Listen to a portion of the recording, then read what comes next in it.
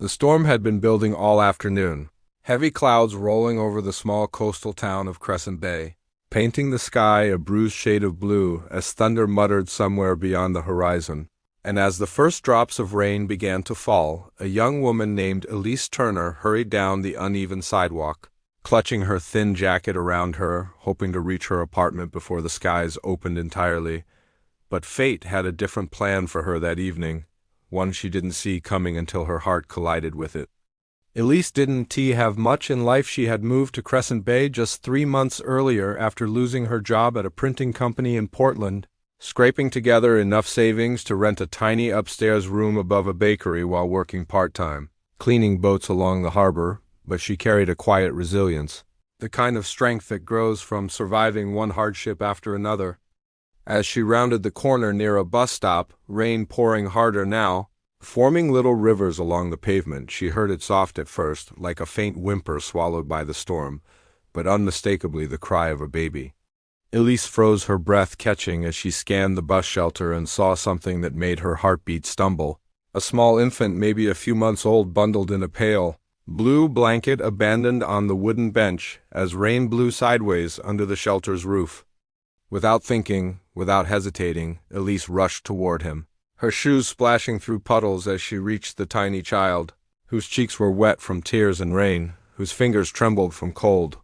She scooped him into her arms, shielding him from the storm, whispering helplessly soothing words she didn't even realize she knew how to say.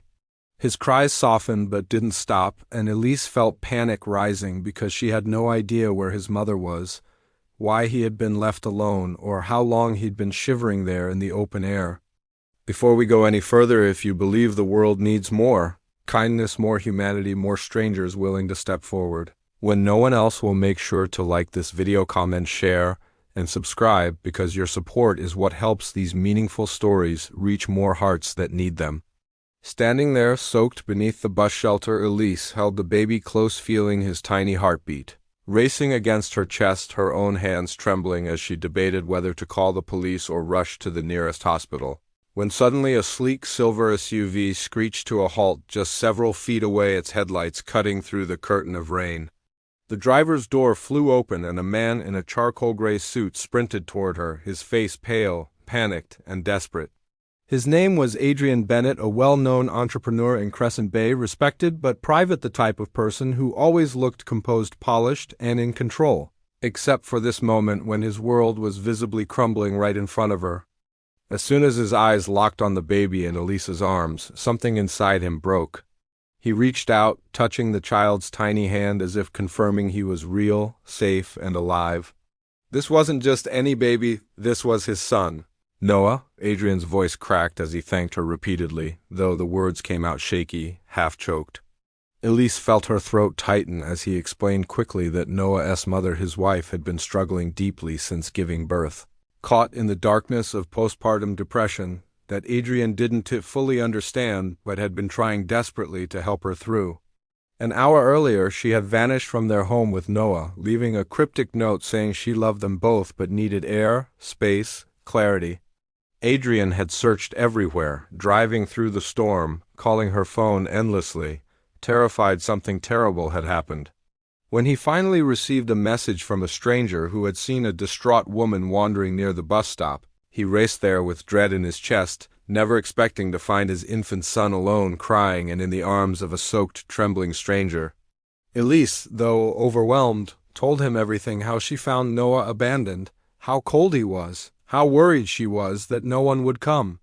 Adrian listened with pained eyes, the weight of fear and guilt pressing into every line of his face. He invited her into his SUV without hesitation, offering warmth and safety, insisting she come with him to the hospital to ensure Noah was okay.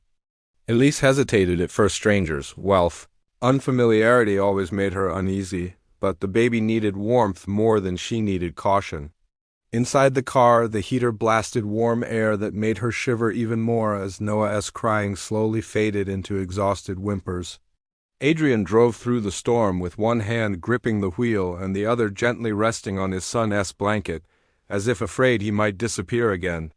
At the hospital, doctors rushed Noah into a warm room, checking his temperature, his breathing, his hydration. and although everything pointed to mild cold exposure, they assured Adrian he would recover fully. Relief made Adrian's shoulders sag for the first time.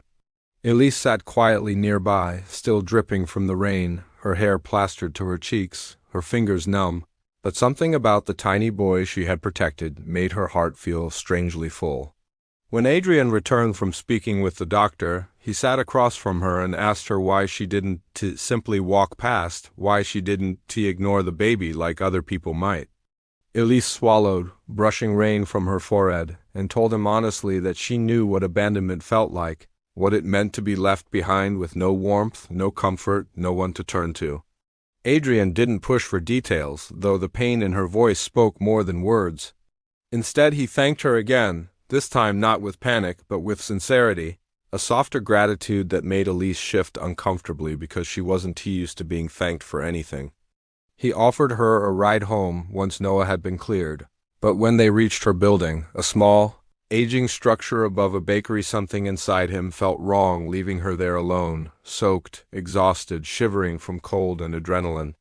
He insisted she take dry clothes he had kept in his car from a recent gym trip, and though she refused at first, she eventually accepted when he pointed out she still smelled faintly of rain and fear. Days turned into a week, and Elise found herself unexpectedly visited by Adrian, not out of obligation, but out of genuine gratitude.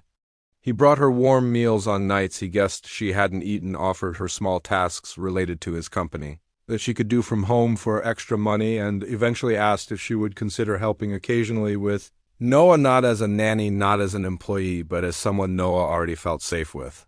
Elise hesitated. The difference between kindness and dependence was thin, but something in her heart tugged at the offer. She agreed slowly, unsure but willing. What she didn't expect was how naturally it all unfolded. She bonded with Noah instantly. He giggled when she hummed, grabbed her finger with his tiny hand, and quieted in her arms in a way that made Adrian stare sometimes, as if witnessing something he didn't fully understand. Adrian found himself drawn not to her beauty, though she had a gentle one, but to her softness, her sincerity, the quiet strength she carried despite life never being gentle to her. One evening, Noah developed a sudden fever, and Elise rushed to help without being asked, holding the baby close, whispering calming words while Adrian scrambled for medicine with trembling hands. The storm outside echoed the one inside the house until finally Noah's breathing softened and his fever eased. Adrian stood there watching Elise rock his son, and something inside him shifted, a silent recognition that her presence wasn't just helpful, it was healing. Over the next weeks, Elise became part of their home in a way none of them planned but all quietly welcomed. Adrian smiled more. Noah thrived. Elise felt for the first time that she belonged somewhere, not because she brought value, but because she mattered.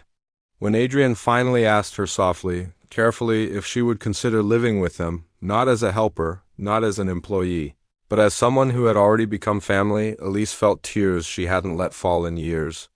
Because sometimes life doesn't give you what you expect. It gives you what you desperately needed without knowing it. And in a small home in Crescent Bay, where storms once brought fear, they now carried the memory of the night everything changed. So, if this story touched your heart, please like, share, subscribe, and comment below, because kindness, real kindness, can save more than moments. It can save lives, heal hearts, and build families from strangers.